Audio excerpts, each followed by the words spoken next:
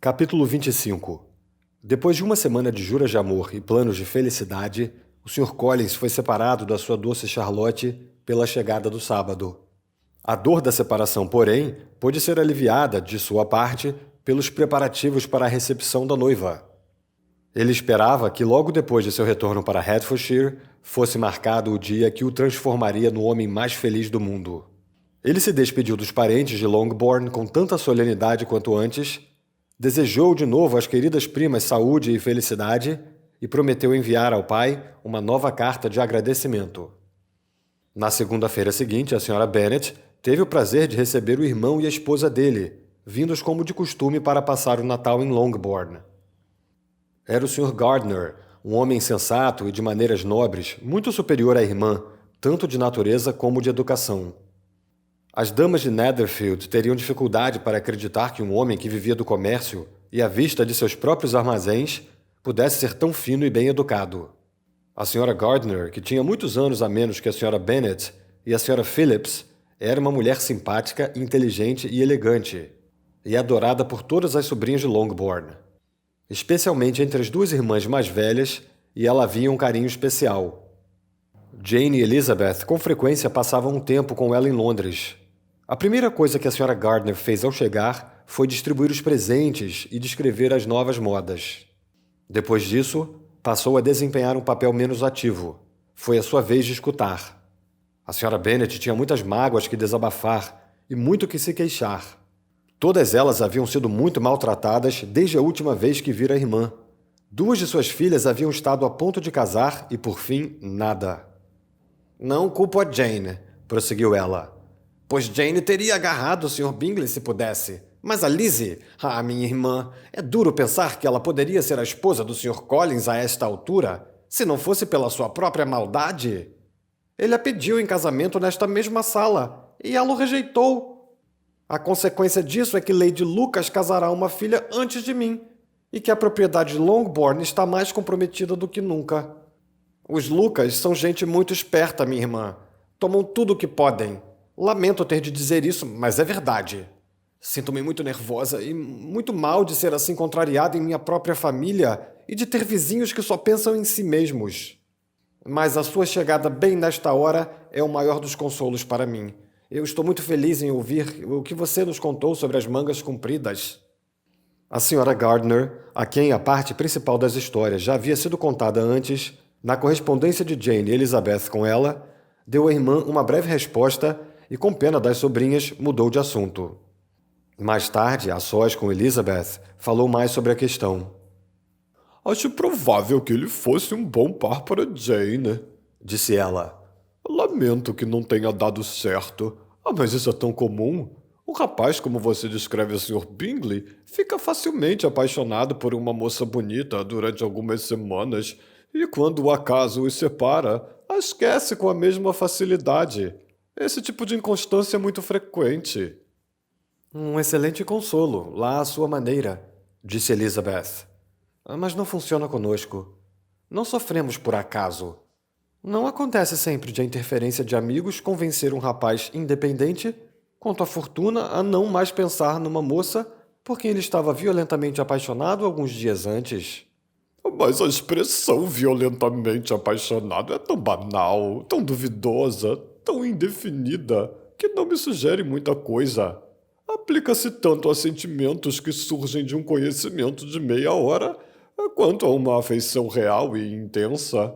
Por favor, qual o grau de violência do amor do Sr. Bingley? Nunca vi um afeto tão promissor. Ele estava cada vez mais desatento às outras pessoas, totalmente absorvido por ela. Toda vez que eles se encontravam, isso era mais evidente e nítido. Em seu próprio baile, ele ofendeu 2 ou 3 jovens, não as tirando para dançar, e eu mesmo falei com ele 2 vezes, sem receber resposta. Poderia haver melhores sintomas? Não é a descortesia geral a própria essência do amor? Claro! Desse tipo de amor que acho que ele sentiu, sim. Coitada da Jane. Eu sinto muito por ela, porque com o seu modo de ser, talvez ela não supere logo isso tudo. Seria melhor que tivesse acontecido com você, Lizzie. Você logo estaria dando gargalhadas sobre o caso. Mas você acha que ela pode ser convencida a voltar conosco? A mudança de ares poderia ser útil, e talvez certas férias de casa possam ser mais eficientes do que qualquer outra coisa. Elizabeth adorou a proposta e sentiu que a irmã a aceitaria prontamente. Espero, Acrescentou a Sra. Gardner. que ela não se deixe influenciar por nenhuma consideração relativa àquele rapaz. Vivemos em bairros tão distantes, nossos círculos de amizade são tão diferentes, e como você deve saber, saímos tão pouco que é muito improvável que eles se encontrem, a menos que ele venha visitá-la. Isso é completamente impossível, pois agora ele está sob custódia do amigo. E o Sr. Darcy não mais toleraria que ele visitasse Jane em tal parte de Londres. Titia, querida, como poderia ter uma ideia dessas? O Sr. Darcy talvez tenha ouvido falar de um lugar como Grace Church Street, mas dificilmente acharia que uma ablução de um mês fosse suficiente para purificá-lo de suas impurezas, se tivesse de entrar nele. E tenha certeza de que o Sr. Bingley não faz nada sem ele. Tanto melhor. Espero que não se encontrem mesmo. Mas Jane não se corresponde com a irmã dele? Ela não poderá deixar de visitá-la? Ela romperá completamente a amizade.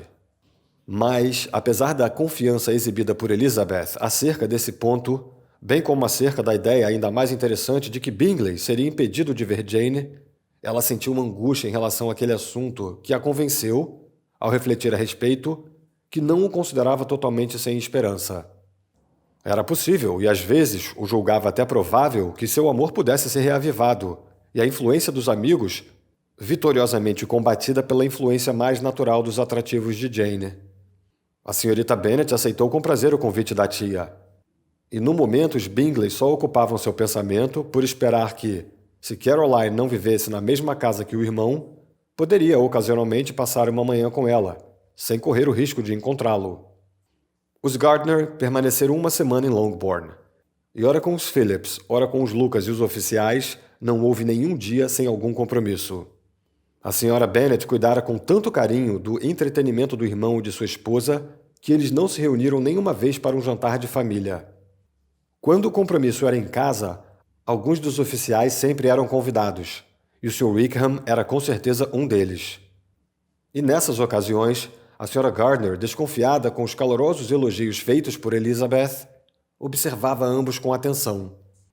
Sem considerá-los, pelo que via, muito gravemente apaixonado, a preferência de um pelo outro era óbvia o bastante para torná-la um pouco preocupada, e resolveu falar com Elizabeth sobre o assunto antes de partir de Hertfordshire, para mostrar-lhe como era imprudente encorajar tal amor. À Sra. Gardner, Wickham dispunha de um meio de agradar que nada tinha a ver com suas qualidades gerais.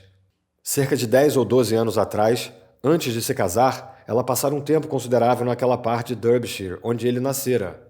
Tinham os dois, portanto, muitas relações em comum.